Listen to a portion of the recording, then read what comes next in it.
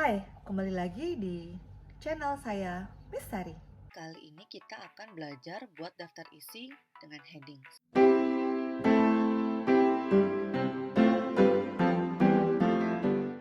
Nah, ini ceritanya saya sudah punya laporannya. Oke, nah sekarang gimana buat daftar isi menggunakan headings dan apa manfaatnya? Nanti saya akan share. Pertama, gimana sih caranya? Oke, kita lihat di sini ada judul ya, judul bab. Nah, kita ambil dari headings ini. Kalau belum pernah lihat headings, kita lihatnya di home. Nanti di sini muncul ada title, subtitle, headings, dan tulisannya macam-macam. Nah, caranya adalah saya akan coba buat heading dengan nama judul bab. Jadi saya udah bikin begini. Caranya gimana sih? Kita klik kanan, modify. Oke, ini heading 1. Kita gunakan untuk judul bab. Terus formatnya gimana? Formatnya ikutin panduan yang kita punya. Kalau misalnya panduan laporan atau panduan skripsi itu dimintanya Times New Roman, maka ikutin aja. Terus fontnya berapa, dia bold atau gimana, dia tengah atau enggak, maka kita ikutin aja. Oke, klik oke ya. Nah, dia udah berubah kan? Jadinya Times New Roman 14. Oke, sekarang saya juga punya bab yang lain. Nah, ini kebetulan sudah mirip ya. Katakanlah dia belum. Misalnya saya hapus deh. Saya bikin bab 2 data perusahaan. Oke. Di sini ketika saya klik judul bab, maka dia akan mengikuti langsung Times New Roman 14 bold. Jadi sesuai yang kita setting di headings. Oke, selanjutnya tadi judul bab, sekarang subjudul. Oke, kita klik aja full, semuanya diklik. Kemudian buat headings di sini dan kita modify. Oke. Nah, kita ubah sendiri sekali lagi. Saya kasih nama subbab 1. Ininya style based on, style for following paragrafnya normal aja ya. Jadi kalau udah bisa karena berhasil utak-atik sendiri, silakan bisa ikutin stylenya, bisa ikutin numbers, bullet dan lain-lain ya.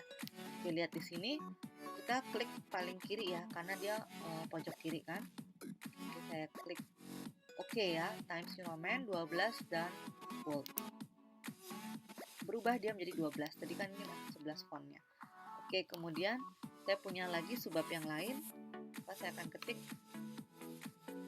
kemudian dengan subbab yang sama. Katakanlah ini awalnya bukan pakai headings ya. Misalnya ini tadinya masih menggunakan Arial terus tidak bold misalnya. Kita klik aja lagi. Ingat untuk subbab 1 berarti headingsnya subbab 1. Oke, langsung kan ya. Kemudian misalnya saya juga lagi nih, ini masih belum saya buat sesuai format, ini masih seperti ini ya. Saya akan ikutin. Lihat ini masih kalibri 11, kita langsung subbab sling, dia langsung berubah. Oke. Kemudian lihat, ini subbab 1 ya, lihat subbabnya adalah subjudulnya ini 2.1. Nah, sekarang dia sudah ada anaknya lagi kan? 2.1 punya subjudul, maka dia kita ganti lagi headingnya, kita ubah ya. Saya ambil ini, kita klik kanan, kemudian headingnya diklik kanan. Oke, kita ganti jadi subbab kedua. Maksudnya 2 itu apa?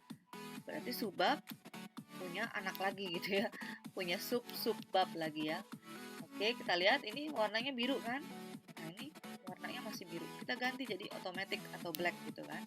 Kemudian bold tetap, terus sesuai panduan itu ada di font ukuran 12 dan fontnya tetap Times New Roman.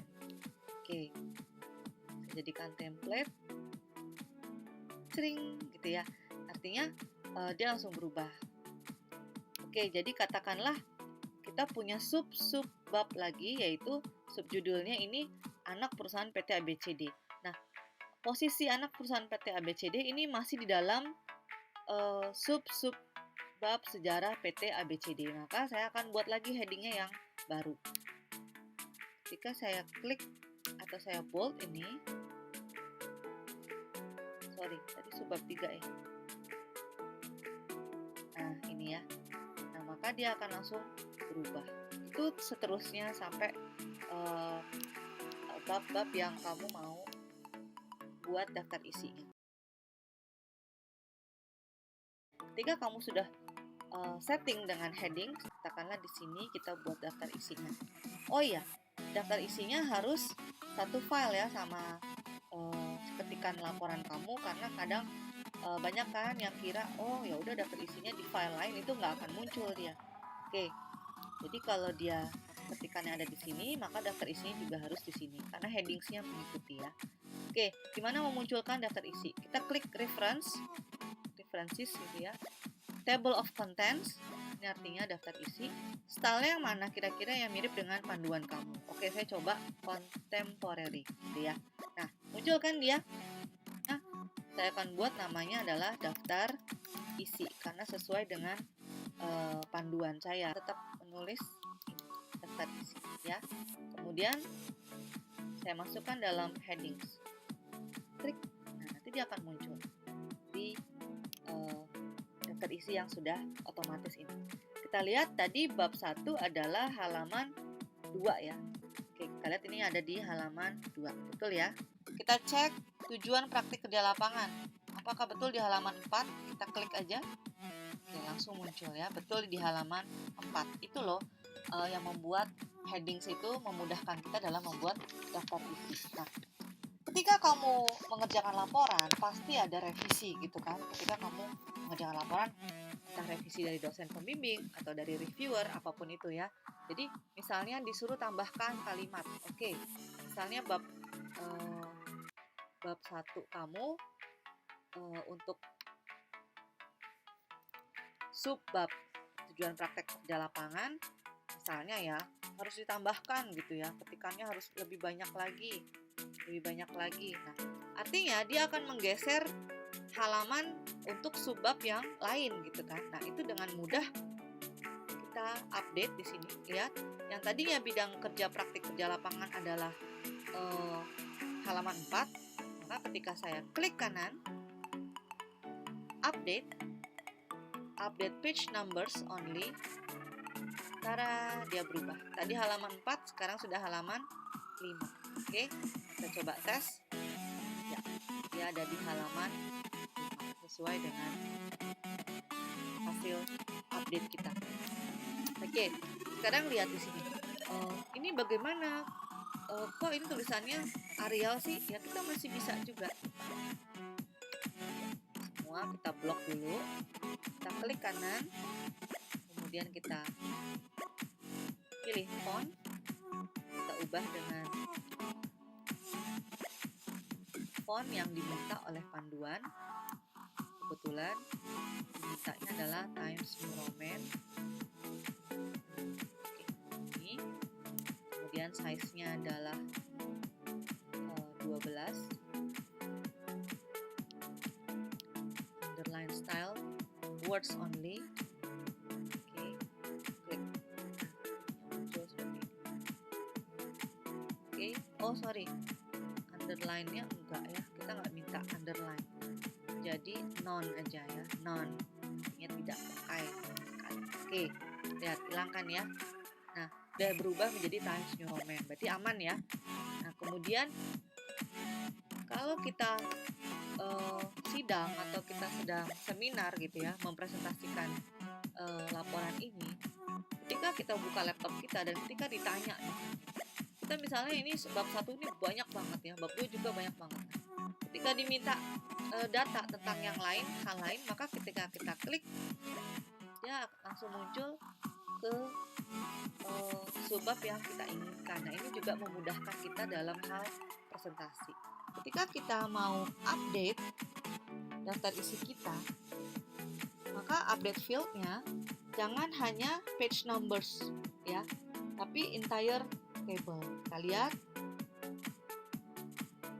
tada, muncul kan ini sejarah PT ABCD, ada anak-anak perusahaan yang tadinya nggak ada jadi muncul, dan tadinya halamannya 6 menjadi halaman 7. Jadi Itu contohnya, ini punya murid saya dan saya sudah izin untuk menggunakan laporannya sebagai konten di sini untuk contoh ya, belajar bareng. Oke. Ibu, bagaimana kalau kita lembar pengesahan, prakata, semua ini masukin nggak daftar isi? Nah, ini sebenarnya lembar pengesahan itu tidak perlu masuk dalam daftar isi. Tapi kalau terjadi, berarti caranya bagaimana? Berarti dia juga sudah membuat judul ini dalam heading ke dalam daftar isi. Gitu, ya.